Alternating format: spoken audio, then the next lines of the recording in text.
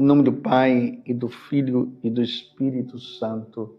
Amém. Naquele tempo, Jesus partiu da Samaria para a Galiléia. O próprio Jesus tinha declarado que um profeta não é honrado na sua própria terra.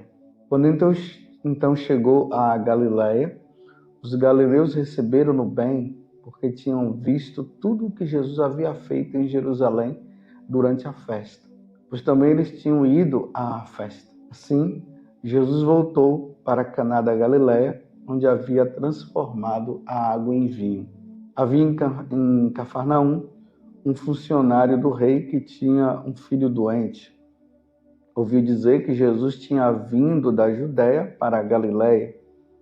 Ele saiu ao seu encontro e pediu-lhe que fosse a Cafarnaum curar seu filho que estava morrendo. Jesus disse-lhe: se não virdes sinais e prodígios, não acreditais. O funcionário do rei disse: Senhor, desce antes que meu filho morra.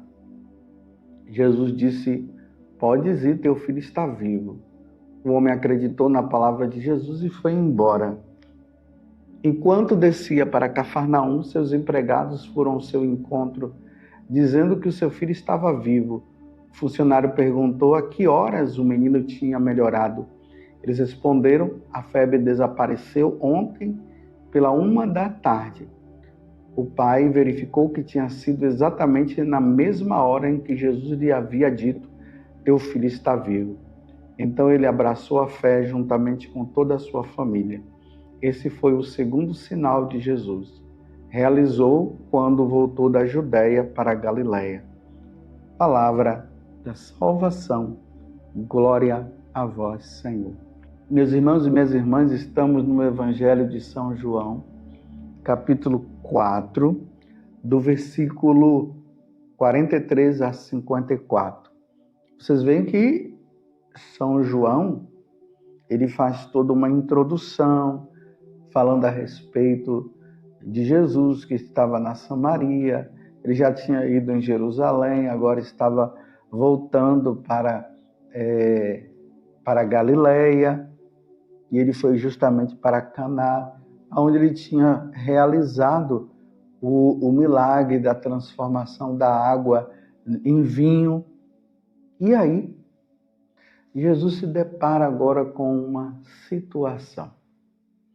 Um funcionário do rei que tinha um filho que estava morrendo. Esse funcionário do rei, ouvindo falar deste milagre que Jesus havia feito de transformar a água em vinho, ele imediatamente teve a ideia: eu vou em busca de Jesus para que Jesus possa curar o meu filho. Quem transforma a água em vinho pode também curar o meu filho. Tanto que esse primeiro sinal que Jesus realizou em Caná, e Jesus estava em Caná, os apóstolos passam a crer também em Jesus a partir desse milagre. Só que esse funcionário do rei, ele estava em Caná, ele estava em Cafarnaum, e Jesus estava em Caná da Galiléia. Cidades diferenciadas. Ele vai e pede a Jesus que Jesus conceda o milagre. Então, o fato de ele chegar e dizer para Jesus curar o filho dele, ou seja, para Jesus ir lá aonde ele está, na cidade dele, em Cafarnaum, para curar o seu filho, já demonstra que ele tem fé. E aqui nós vamos vendo que a fé desse homem ela foi crescendo na medida em que os fatos foram ocorrendo. Aí Jesus diz para o homem,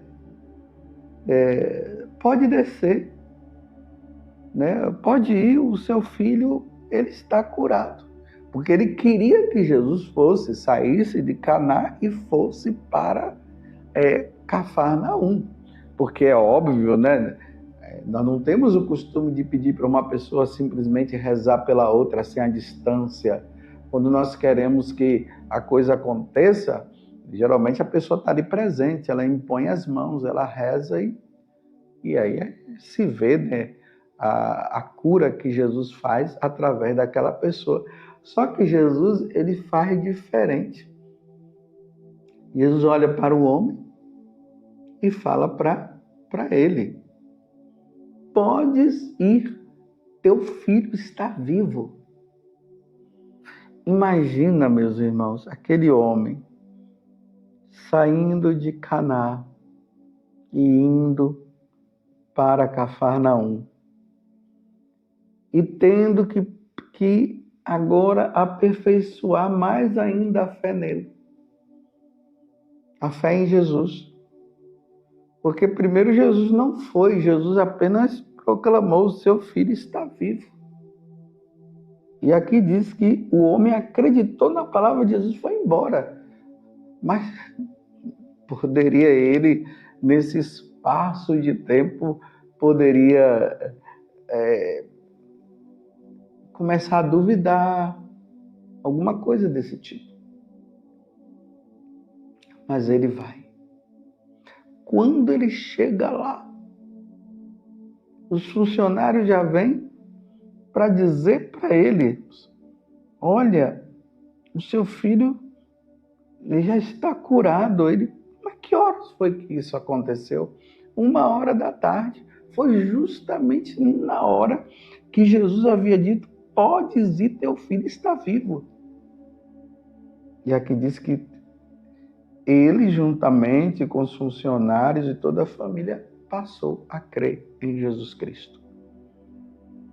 Sabendo que ontem, vocês se recordam que o Evangelho, no capítulo 3 de São João, falava que Deus amou tanto o mundo para que todo que nele crê em Jesus. Então ele enviou o seu Filho para que todo que nele crê tenha a vida eterna. Vocês se recordam? Então esse crer desse funcionário não é o crer simplesmente porque Jesus tinha curado, mas é um crer na pessoa de Jesus como Deus. Porque aqui tem um fato importante. Deus, ele é onisciente, ele é todo-poderoso e ele é onipresente. Ou seja, Deus sabe tudo, onisciente. Deus é todo-poderoso porque ele pode tudo. E ele é onipresente porque ele é presente, ele está em todo lugar. Então, por isso que o milagre ele acontece à distância. Porque Jesus, uma vez que ele é Deus, ele pode executar o milagre aonde quer que ele esteja. Por isso ele disse: olha, teu filho está vivo, pode ir lá agora. Naquele momento que Jesus disse: o teu filho está vivo, realmente naquele momento estava. Ele foi curado naquele momento. Porque Deus é Deus. Deus pode tudo. Você está entendendo? Deus está presente aí na tua vida. Aonde quer que você esteja, nosso Senhor está presente. É o que o Salmo 138 vai dizer. Aonde quer que eu esteja, Ele está. E ainda que eu esteja no abismo, Ele vai estar lá também. Por exemplo, aí na sua casa. Quando você entra no quarto e você fecha a porta, como o próprio Jesus falou, e ali você ora, Deus está ali, mesmo que você não esteja vendo, mas Ele está ali. Jesus disse: ore ao Pai, reze o Pai Nosso, que o Pai está ali, o Pai está vendo. Essas pessoas que vivem dizendo: Deus me abandonou. Não, meus irmãos. Deus não abandona os seus filhos. Deus está sempre presente na nossa vida. Agora, você não pode confiar ou confundir presença de Deus com realização de algo.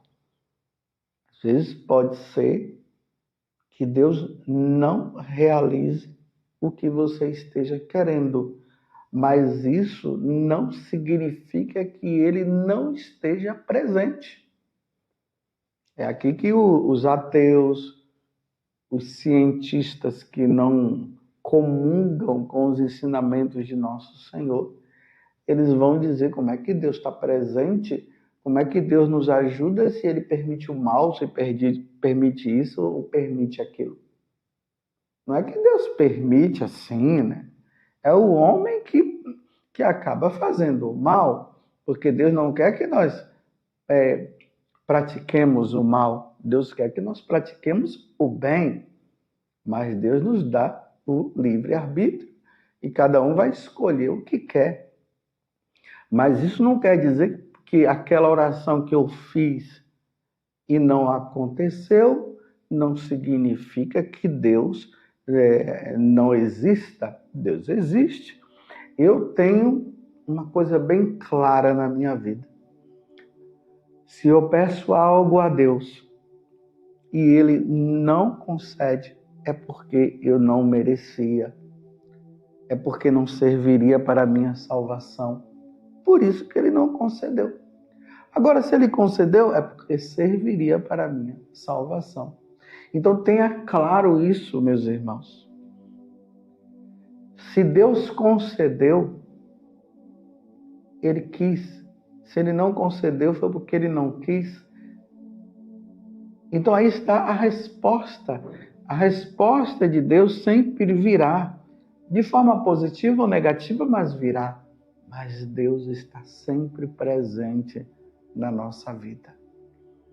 Eu, graças a Deus, eu não tenho essa preocupação de ficar dizendo ninguém me ama, ninguém me quer, eu estou sozinho. Porque isso foi uma compreensão também que eu fui tendo. Essa compreensão que esse funcionário foi tendo, né? Primeiro ele acreditou, ele mostrou que tinha uma certa fé, pediu a Jesus a cura.